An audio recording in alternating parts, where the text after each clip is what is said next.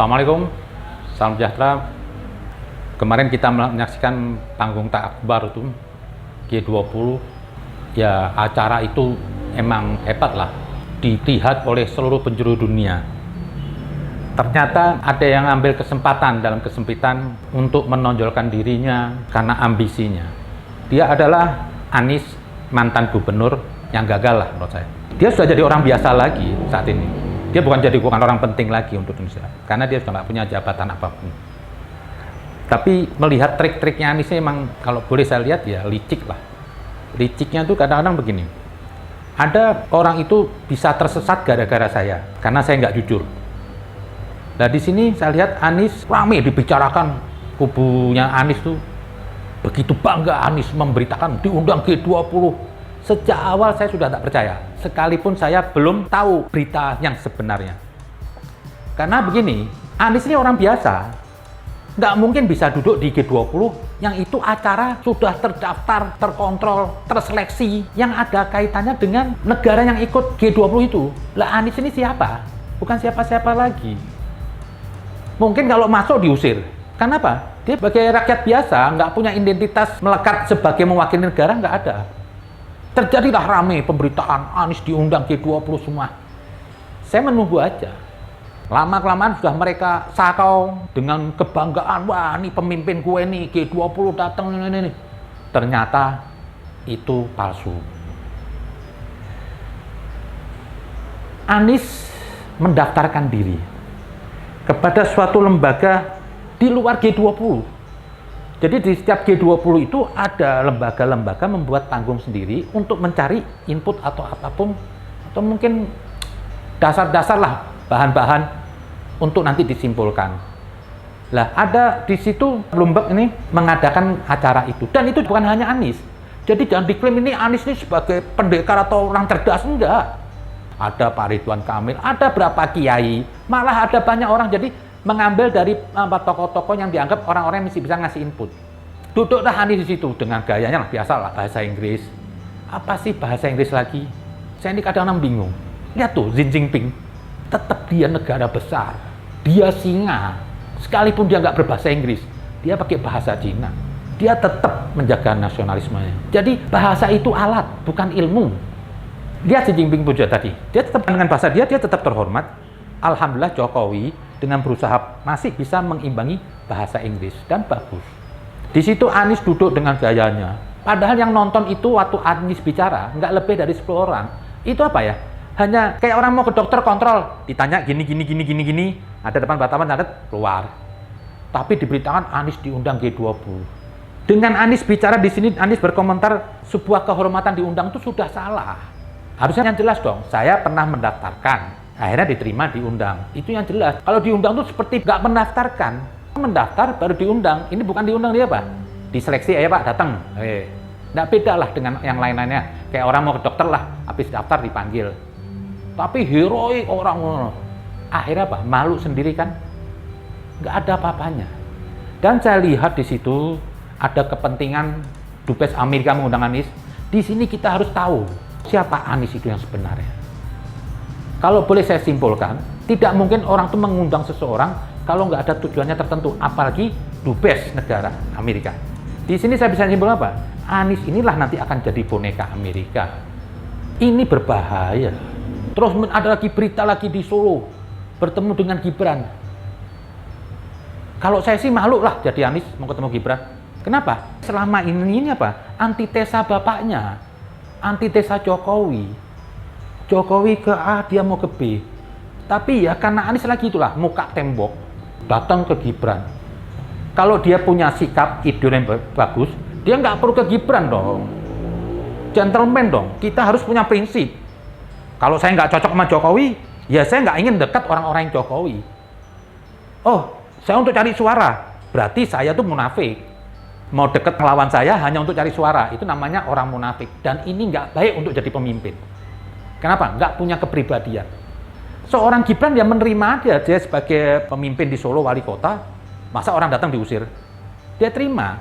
Tapi saya yakin batinnya Gibran dalam, alah lu ngapain sih lu di sini? Lu kan lawan bapak gue.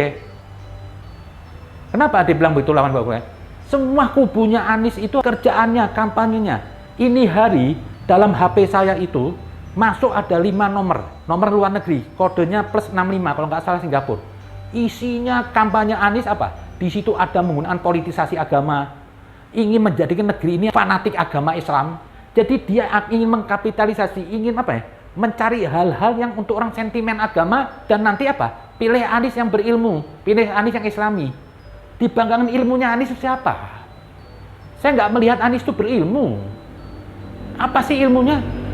Tidak ada sesuatu hal yang dibuat oleh Anies yang hebat. Kalau cuma bahasa Inggris, nggak usah dibanggain lah. Yang sering saya bilang tadi, orang gila di Amerika juga lancar bahasa Inggris. Jadi itu bukan kehebatan lah bagi saya. Nah, datanglah dia ke Gibran itu. Untuk apa? Saya tahu dia mau pencitraan, tapi dengan cara yang licik. Dan saya yakin, orang Jawa Tengah tidak ada yang memilih Anies. Paling yang memilih Anies ya, maaf lah, kubu-kubu kadrun itulah. PKS. Itu pun kalau Anies dicapreskan. Tapi ini masih belum tentu Anies dicapreskan. Karena partai pun juga Nasdem ataupun PKS atau Demokrat, dia nggak mendompleng kepada orang yang pasti kalah. Mau oposisi lagi PKS. Masih kemungkinan ini pecah dan saya sih kemungkinan juga Nasdem belum tentu. Karena ngapain kita mencalonkan orang yang pasti kalah? Anies berkunjung ada acara hall di Solo. Itu hall itu bagus. Dan Anies bukan orang yang tiap hari mendatengin hall, enggak. Dan mungkin dia nggak suka dengan hall. Karena itu ada sebagian paham Wahabi itu, hall itu musyrik. Harus dibantai. Tapi saya melihat Anies mendatengin kuburan. Dan membawa rombongan yang kelompok-kelompok tadi saya lihat tuh Wahabi yang menolak kuburan. Dia datang ke kuburan, datang duduk di hall. Kalau Gibran tuh datang di Solo, acara hall, wajar. Dia pemimpinnya di Solo, dia wali kota Solo. Tapi ngapain Anies lagi datang ke situ? Ini lagi mau dipakai agama. Saya nggak suka orang-orang yang begitu, yang munafik. Yang dia tidak cocok dengan acara itu, tapi dia datang. Dan yang saya heran ya, berapa orang-orang di masjid itu, karena melihat Anies siapa, ikut foto bareng.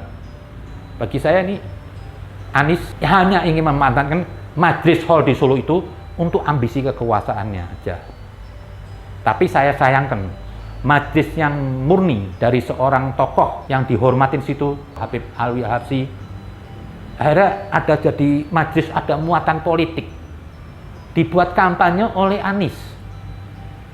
Itu kalau di zaman Nabi itu ada masjid yang dihancurkan oleh Nabi, itu Masjid Diror. Karena masjid itu ada muatan politis, ada kompetisi, atau ada ingin menonjolkan salah satu pengurus itu. Oleh Nabi itu dihancurkan masjid itu. Semestinya saya bilang kemarin nggak harus diposisiin ke depan itu Anies duduk di masjid itu. Kalau dia mau datang duduk di belakang aja. Nggak harus, karena apa? Ini ada muatan politik. Sayang kesakralan hall itu. Kalau emang Anies ini orang hebat, orang baik, orang yang berprestasi, nggak perlu untuk menjelekkan Jokowi, untuk menjelekkan Prabowo, untuk menjelekkan Ganjar. Ada malah sikap Anies mulai menggugat Prabowo. Katanya Prabowo apa? Sudah mulai menggugat kan di situ Anies. Kenapa? Orang yang suka mencari kejelekan-kejelekan orang itu orang tuh nggak punya prestasi. Kalau dia punya prestasi, nggak perlu membicarakan kejelekan orang. Seperti halnya kita Jokowi lah.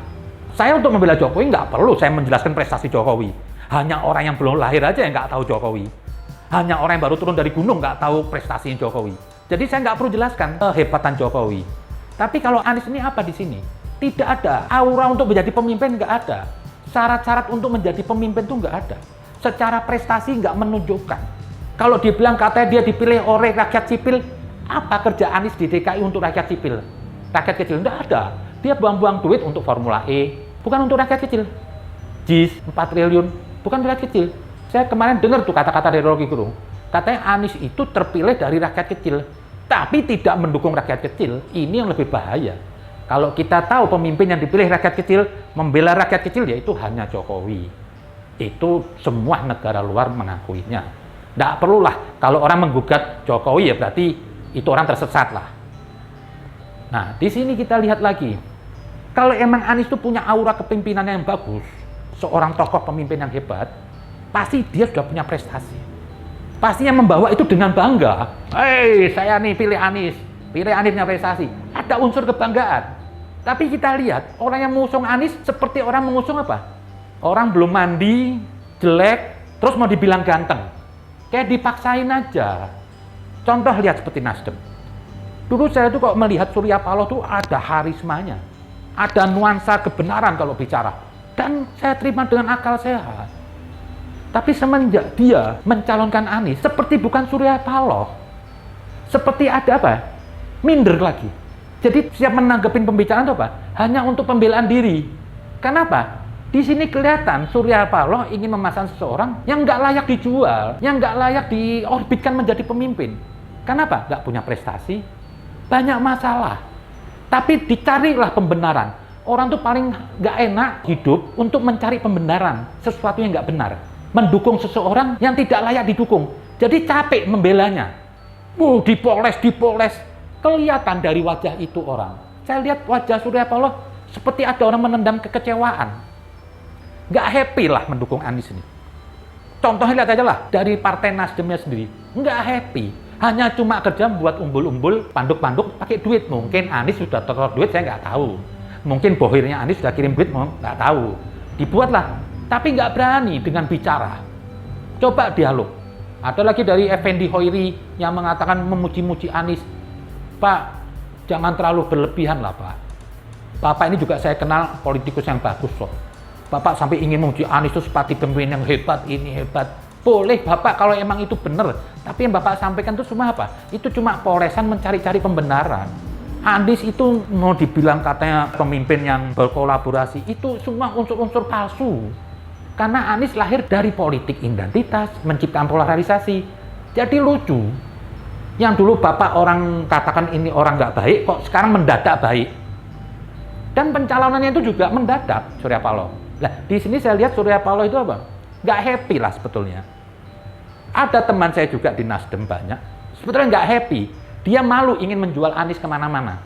Kenapa? Banyak serangan, dan serangan itu apa? Tidak bisa dibantah. Contoh aja, setelah diangkat pejabat pengganti Anies, Pak Heru, semua kerjanya Jokowi Ahok digerakkan. Dan itu emang vital untuk mencegah banjir seperti normalisasi. Banyak hal, ada 3 yang ingin dikerjakan oleh Pak Heru dengan segera loh. Sudah terjadi kerja. Saya lihat kemarin di Ciliwung Rawajati sudah ada pembongkaran. Belum sebulan. Ini kerja besar. Ini bukti apa? Anies ini pemimpin yang nggak membangun. Di saat Jokowi dan Ahok membangun, dihentikan oleh Anies, dilanjutkan. Bukti Anies apa? Bekerja kemarin jadi pemimpin, bukan pemimpin pembangunan. Tapi justru Anies ingin merusak negeri ini. Ngurus DKI aja amburadul, gimana mengurus seluruh bangsa Indonesia negeri sebesar ini, pasti akan menuju kemunduran dan terpecah ini NKRI. Itu aja mungkin. Terima kasih. Assalamualaikum warahmatullahi wabarakatuh.